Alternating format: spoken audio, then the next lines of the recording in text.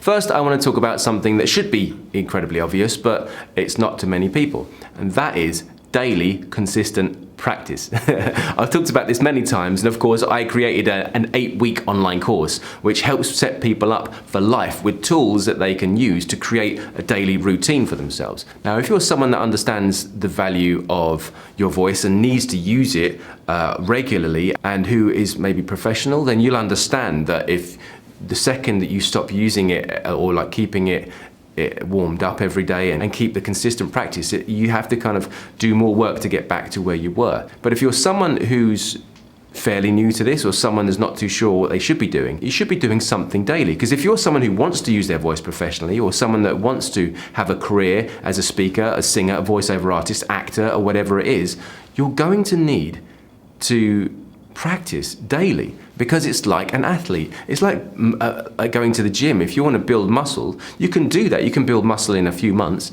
but then if you stop for a few months, the muscle will go. And if you're a gymnast or a dancer who has lots of flexibility, and you work hard for a year on building up that flexibility, and then you leave it for a few months, it's going to take you longer to get back to that same level of flexibility than it did before. So this is worth considering. If it's something you want to do professionally, you need to put in daily, consistent practice. Okay, that's my first tip, is just do whatever you find for yourself, whether it's watching my videos, someone else is going to a singing coach and they give you exercises, or a voice coach, or whatever it is, just do what they tell you and do it daily. Even if it's something small like yawning or breathing exercises or humming, this is something, just do it daily and you will notice the benefits in a couple of months down the line. Yeah, and then a year down the line, just think about all that like work you've put in compounded. It's just going to get better and better and better, and it's always going to be there working for you. Maybe you have the voice that you want already and you want to maintain it. Again, use it consistently and practice. Use it consistently, be kind to yourself, and understand that it is a machine, it's muscle, and it needs to be worked and utilized in order to maintain working at its optimum. So daily routine and consistent practice is best. Now, let's look at diet, because the type of lifestyle you lead will have a direct impact on the kind of voice you have and how well able it is to perform. And when I say diet, I mean things that you do with your body. I mean, I'll start with this. It's not, you wouldn't consider it diet, but if you smoke, for example, that's going to have a detrimental effect to your voice over time. You might not notice it now, but in 10 years, you won't have the voice you would have had if you didn't smoke. So that's a no-brainer as far as I'm concerned. Smoking is not good for your voice. Another thing that's not good is caffeine. Anything that dries your body out is really not helping the parts of the body that are needed in order to be lubricated enough to perform and make your voice sing or speak the way it should and could. So caffeine, it's something you can reduce, and definitely something that you shouldn't have within an hour or so of speaking or singing, because that's when it has a really strong effect and you notice it more, because it can dry up your mouth, your vocal folds, and all the things you need to speak or sing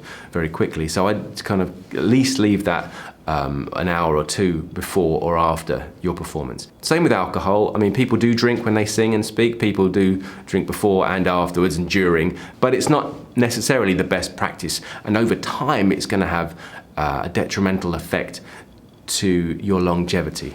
You know, because if you keep dehydrating yourself and you keep pushing yourself, you're basically burning the candle at both ends. You're asking your body to perform for you in one respect, but then you're only giving it things that are making it work harder. So if you want a longer career and if you want a better voice sooner, and that one that you can maintain, then you should consider taking out caffeine and alcohol.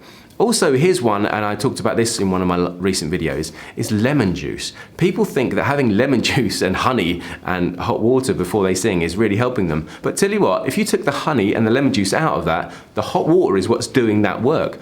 Breathing in the fumes of hot water is very soothing. And if you're already hydrated, it's very nice. It's a very good thing because it helps warm up your instrument much quicker. But the honey, I'm not too sure why that really helps. Maybe it's just because of the sugar, it makes you feel good.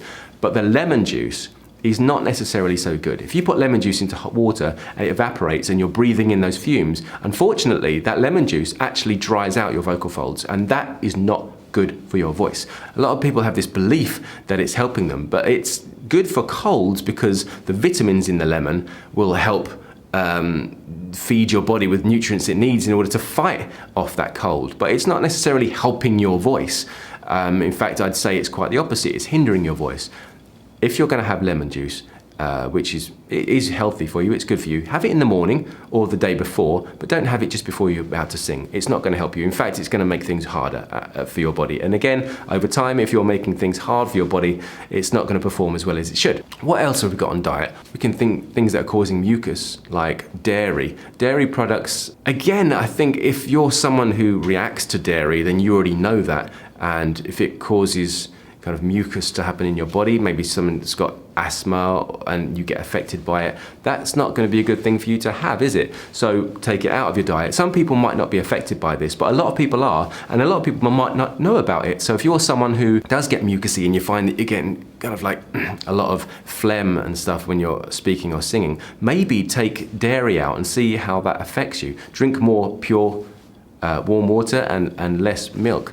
Maybe in the morning just go for a light fruit tea rather than a coffee. These are sort of things that you can think about that might just give you that edge and might help you. Being quite pure with your diet and having lots of whole grain foods and less processed foods, less sugar, less red meat are all things that are going to contribute to your body functioning better, which will contribute to your voice functioning better. So if you want longevity in life, not just with your voice, then these are things you can consider. And they're not new ideas. These are quite holistic ideas from all sorts of practitioners from the school of thought in India and from China, and even the Western world has caught up with the idea that processed foods aren't so healthy for you. Red meats aren't so healthy. Dairy is not necessarily so healthy. So maybe if they're not healthy for your body, they're not necessarily healthy for your voice. I say if you're someone who uses their voice, you're a vocalist, then you're a performer. And if you want to perform at the best, you should consider some of these things I've said to you on the list today. Right, so that's diet out of the way. Next, warm-ups. I talked about this in many of my videos as well. Always do a warm-up. Every time you're going to sing or perform, even if it's just 5 minutes, do something that's just going to take your voice from where it is to where it should be, okay? Or at least so it ramps up. So it's not something, you're not going from nothing to lots of something. You're just taking it easy and you're finding a way to ease your way into the speaking or singing. If you're a musician, you've got a sound check, that's a great time to not really give it your all. Just kind of ramp up. I know the sound man might ask you to kind of sing as loud as you can, but you know, if you've not had the time to warm up, there's no point ruining your voice. And if you're a speaker, professional speaker who's going to be on stage, or an actor or a voiceover person going into the booth to record some voiceover, I guess, then again, you want to just spend some time humming, spend some time massaging your neck and your jaw, spend some time finding length. I've got many videos on this. Here's a great 20-minute warm-up for you. Always warm up. It's a good practice. This is the ultimate voice health guide. Do it. Breath support, another thing I've talked about a few times before. Having enough air, or even just a little bit more in the tank, that when you do need it, it's there for you and you're not pushing, you're not pulling, you're not straining, you're not trying to find it, you're not trying to get to the end. And then you're starting to kind of create tension in other parts of your voice box which are unhealthy for you. So having more air, just a little bit more than you need, is going to give you the support to be able to carry on for each phrase or for each sentence or whatever you have to sing or speak. Have enough air. Always consider the air, because the air is the fuel of the voice, okay? Diet is the fuel of the body. Breath is the fuel of the voice itself. So consider that. Always have enough air. Relaxation. Again, if your tense muscle doesn't resonate very well, it doesn't react very well. And again, like the whole point of warming up your voice is great, but if you warm up your whole body, kinesthetically, everything is connected and everything has an impact. So your feet will have an impact on your voice. Your kind of fingers, that, you know, the length you have in your arms and how you feel, how much tension you have in your body will have an effect. So finding relaxation in your whole body will make your voice sing better. And if you're someone who works out a lot or goes to the gym a lot or works in a job where you get a lot of physical tension, especially if you need to perform with your voice, get a massage, have some relaxation, maybe lay on the floor, reset your spine, just take some deep breaths.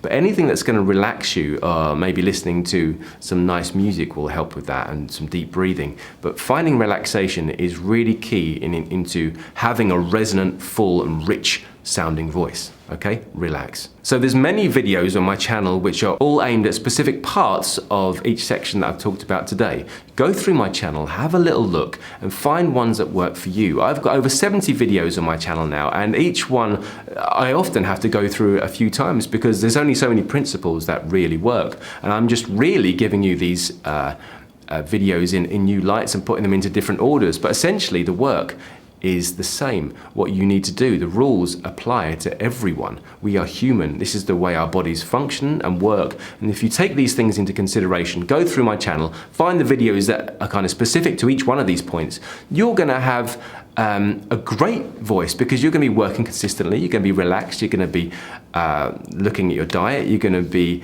having enough breath support, you're going to be relaxed and warming up before you perform. And this is just what you need. This is what you need to do. This is what performers do. This is what singers do. This is what speakers do. So I hope this has really been helpful. If you'd like to learn more, of course, visit my website at vocabilities.com. But I'd really like you to sign up to my newsletter, and then you can get a lot more from me, like blogs. And also I'm giving away the first week of my 8-week online course to everyone who signs up. So you get more free knowledge and some videos specifically designed to help build up your breathing instrument. And so the first week on Improve Your Voice 8-week course is on breath, and I'm giving that away for free. So come and check it out, sign up, and you'll get a lot more from me, and I hope to see you there. Thanks for watching, thanks for subscribing, and to everyone that's part of this channel, it's really important to me, and I'm glad that I'm able to help so many people. Keep your comments coming. If you've got any questions or anything you want to ask me, I'm right here for you. I will respond eventually. So thanks for watching. I'm Darren McStay. This is Improve Your Voice, and until the next time, look after your voice.